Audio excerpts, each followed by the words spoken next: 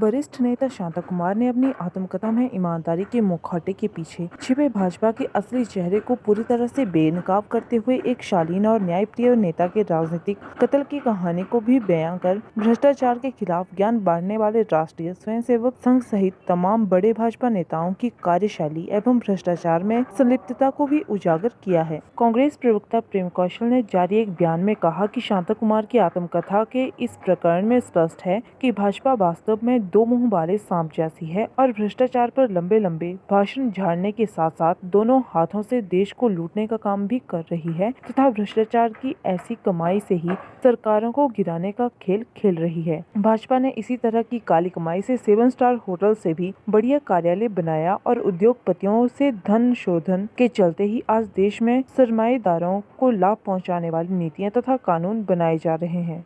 भाजपा के वरिष्ठ नेता और पूर्व केंद्रीय मंत्री शांता कुमार जी ने अपनी आत्मकथा में जिस प्रकार से भारतीय जनता पार्टी की उस समय की सरकार के समय 300 करोड़ रुपए के घोटाले और भ्रष्टाचार का जिक्र करते हुए मंत्री पद से उनकी विदाई का जिक्र किया है, इस्तीफे का जिक्र किया है, वो अपने आप में भारतीय जनता पार्टी को और भारतीय जनता पार्टी की भ्रष्टाचार के प्रति जो नीति है, सोच है, उसको स्पष्ट भी करता है और बेनकाब भी करता है। श्री शांता कुमार जी ने जिस प्रकार से जिक्र किया है कि उस वक्त के प्रधानमंत्री अटल बिहारी वाजपेयी जी, आरएसएस और कुछ और मंत्रियों का भी उन्होंने जिक्र किया है, उन्होंने इस विषय में उनकी एक नहीं सुनी और अंततः उनको मंत्री पद से इस्तीफा देना पड़ा। ये बहुत एक दुखद प्रकरण है और एक ईमानदार नेता, स्पष्टवादी नेता के राजनीतिक कत्ल का एक घटनाक्रम है और इसी व्यथा को श्री शांता कुमार जी ने अपनी आत्मकथा में व्यक्त किया है। भारतीय जनता पार्टी दरअसल दो मुंह वाले सांप जैसी है, कहती कुछ है, करती कुछ है। 2014 में भारतीय जनता पार्टी और इनके कुछ साथियों ने उस समय की जो मनमोहन सिंह सरकार थी कांग्रेस पार्टी के नेतृत्व वाली, उसके खिलाफ